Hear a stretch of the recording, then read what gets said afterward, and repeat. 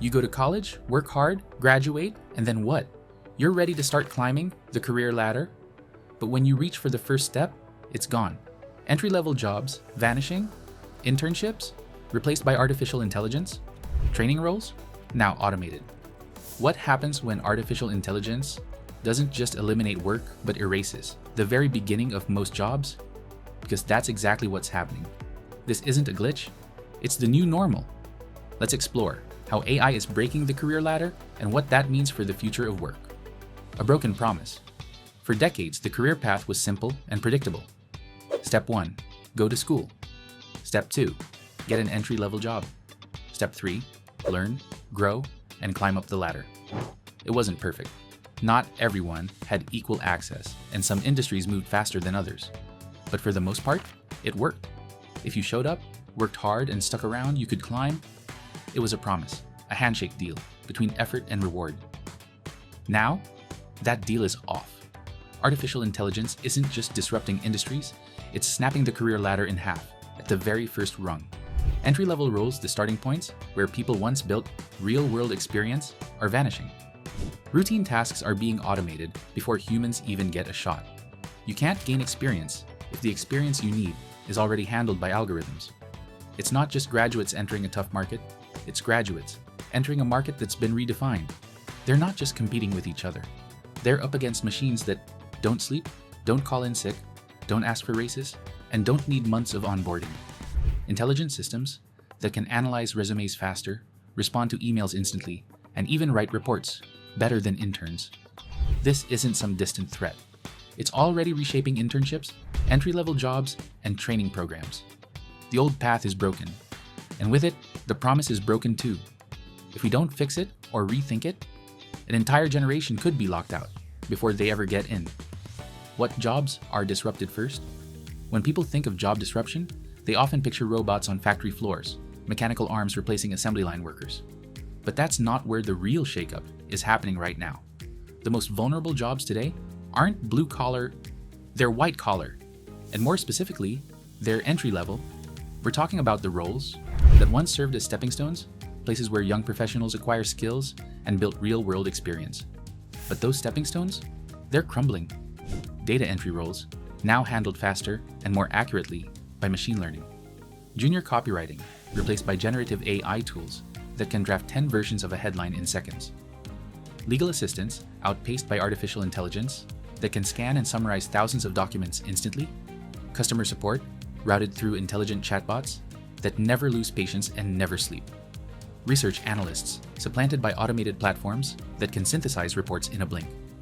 Even junior coders, now sharing space with AI pair programmers like GitHub Copilot. These weren't just jobs, they were learning labs, places to grow, to stumble, to get better. Now they're just gone. Not outsourced overseas, not phased out slowly, just deleted by code. This creates a dangerous vacuum. If entry-level jobs disappear, how do people gain the experience needed for mid-level roles? How do you move up when you never get to start? It's not just a workforce issue, it's a pipeline collapse.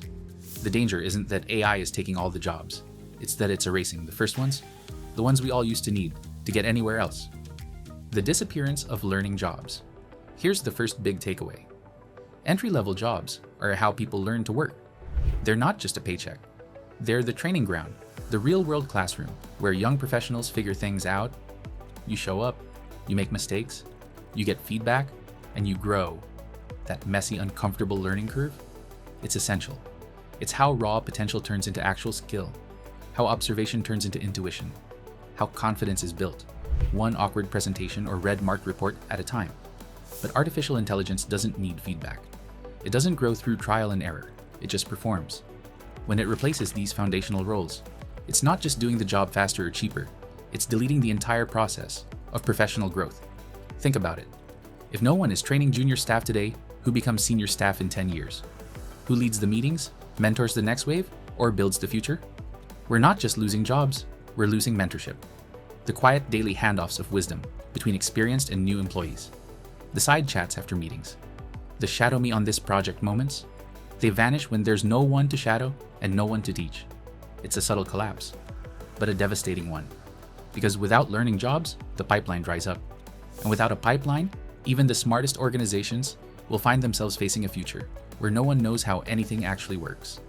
This isn't just a workforce issue, it's a long-term leadership crisis waiting to happen. Real stories from the front line. Consider this. A recent college graduate, bright, motivated, and ready to start a career in marketing, sends out 50 applications for so-called entry-level roles. But each listing now has the same surreal requirement: 2 or 3 years of experience with prompt engineering. Entry-level, but somehow not for beginners. She's not alone. Her friends are facing the same wall. Job descriptions that once asked for curiosity and hustle now demand fluency in tools barely 3 years old. Another young woman, fresh into a coveted legal internship, walks into her firm excited to contribute. By week 2, she learns that the case summaries she was brought on to draft are now handled by an intelligent platform trained on millions of legal documents. The software is fast, accurate, and unlike her, doesn't bill by the hour. At a media company, interns are given a new kind of assignment: not reporting, not editing, but training and assisting the artificial intelligence. Their job isn't to learn the craft of storytelling, it's to clean up the machine's output. These aren't hypotheticals. They are real stories happening in real time. And it's quietly but completely redefining what entry-level means. It's no longer the start of a journey. It's a proving ground with shrinking room for beginners. And if that trend continues, we may lose a generation before they ever get started. What's driving the shift? Why are companies replacing junior staff so quickly? The answer, as always, starts with incentives. 3 big reasons. 1. AI is cheap. No salaries, no benefits, no health insurance, no vacation days, and no office space. Just one-time development costs or a monthly subscription fee. For companies watching their bottom line, the math is simple and brutal. 2nd, scalable. One well-trained model can do the work of 10 interns. It doesn't get overwhelmed. It doesn't need onboarding. Once it's set up, it just runs across time zones, departments, and even languages. 3rd, fast. It doesn't take coffee breaks. It doesn't get distracted. It doesn't ask clarifying questions or need a manager to walk it through the process. In a world where speed equates to money, that matters. So in a cost-cutting economy, junior roles become easy targets. What used to be an early career opportunity is now replaceable overhead. Interns and new hires, once seen as investments, are now increasingly viewed as inefficiencies. The irony? Artificial intelligence still needs oversight. It still makes mistakes, still struggles with nuance, still requires context. But instead of training junior staff to grow into those oversight roles, companies are jumping straight to senior experts. The result? A shrinking middle. No entry level, no mentorship, just top-heavy teams trying to scale without a foundation. We're skipping the first generation of AI native workers before they can even start. And in doing so, we may be building smarter systems, but weaker organizations. Experience is becoming a prerequisite. Catch-22 alert, jobs want experience. But the roles that provide experience, they're gone. It's like asking someone to swim, but draining the pool first. Show us your skills, they say, but don't expect a place to build them. This is the new paradox of the job market. Employers are demanding hands-on ability, but they're eliminating the very environments where hands get dirty. What used to be entry-level is now junior plus. What used to be learn on the job is now come pre-trained. The result is a massive bottleneck. Graduates can't break in. Mid-career professionals looking to pivot can't find a foothold. And employers? Ironically, they're now complaining they can't find talent with enough real-world practice. Of course they can't. The pipeline has been squeezed shut at the source. Internships are being automated. Trainee programs are being scaled back. Even freelance gigs, once a way to build a portfolio, are increasingly handed to intelligent tools that can pump out content, code, or analysis at scale. So what happens? People stall. Potential goes untapped. Entire resumes begin with blank space where growth should have gone. And the long-term cost? It's not just individual careers that suffer. It's entire industries missing out on fresh thinking, new voices, and the kind of scrappy, from the ground-up talent that used to rise through the ranks. This isn't just a hiring issue. It's a slow-motion career collapse, playing out in real time across an entire generation. This isn't just a college problem. If you think this only affects college graduates, think again. High school grads, they're facing it even sooner and often with fewer resources to adapt. For decades, there were dependable, practical paths available. Get a job as a receptionist, call center rep, or IT support tech. Start small, gain experience, and work your way up. No degree? No problem, as long as you showed up, learned fast, and proved yourself. That path? It's vanishing. Those jobs are being automated at lightning speed. Voice assistants now answer phones. Generative chatbots handle customer service. Basic tech troubleshooting offloaded to virtual agents that run diagnostics long before a human gets involved. And it doesn't stop there. Even trade schools, considered a safe haven from automation, are pivoting. They're no longer just teaching HVAC repair or electrical work. Increasingly, they're training students to operate and supervise intelligent tools that do the job for them. Less wrench turning, more interface monitoring. It's a new kind of reality. The traditional ladder of hard work and upward mobility, it's being replaced by a giant, invisible algorithm, and no one's handing out user manuals. What happens when the bottom rungs disappear? Not just for college grads, but for everyone starting out. When entry points become rare exceptions, not common beginnings, we risk building a workforce that's always behind, scrambling to catch up to tools they were never trained to use. This isn't just a college problem, it's a systemic shift. And if we don't respond, we're not just closing doors, we're locking entire generations out. Can we create new kinds of entry points? Not all hope is lost. Some industries are trying to adapt, experimenting with new ways to bring people in from the ground floor, even as traditional entry-level jobs disappear. We're seeing the rise of AI shadowing programs, where newcomers don't just watch humans work, they shadow the AI too, learning how to prompt it, refine its output, and spot its blind spots. There are paid apprenticeships popping up in tech, design, and marketing. These programs blend mentorship with actual project experience, giving people a foot in the door without requiring a 4-year degree or years of unpaid internships. And then, there are boot camps, intensive fast-track programs that teach you to code, design, or market, and put you to work on real client projects by week 3.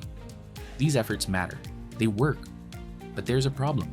They're rare and often expensive, and mostly concentrated in a handful of major cities. If you live in a tech hub, have strong internet access, and can afford the upfront cost, then you might leap. If not, you fall further behind. The digital divide isn't just about broadband anymore. It's about access to entry-level opportunity. And right now, that opportunity is being hoarded by geography, privilege, and price. Unless we scale these new entry points, make them accessible, affordable, and widely distributed, the gap will only widen. The question isn't whether we can create new pathways. It's whether we'll do it fast enough to catch the people already slipping through the cracks. What does this mean for the economy? The disappearance of entry-level jobs isn't just a personal crisis for recent grads and young professionals. It's an economic one. Every lost starter job is a lost paycheck, and every lost paycheck is a lost purchase of food, rent, services, and beyond. Multiply that by millions, and the impact becomes seismic. Fewer people entering the workforce means fewer people earning. Fewer people earning means fewer people spending. And if fewer people are spending, that's a drag on everything, from local businesses to global markets. But the ripple effects don't stop there. When people can't get started, upward mobility stalls. The classic work your way up story becomes fiction. Innovation slows, not because there's a lack of talent, but because that talent is locked out before it even has a chance to contribute. Meanwhile, companies that can afford senior experts and advanced chips gain an even stronger hold. Power and productivity concentrate at the top. The gap widens, not just between rich and poor, but between the employed and the permanently excluded. And that's the real danger.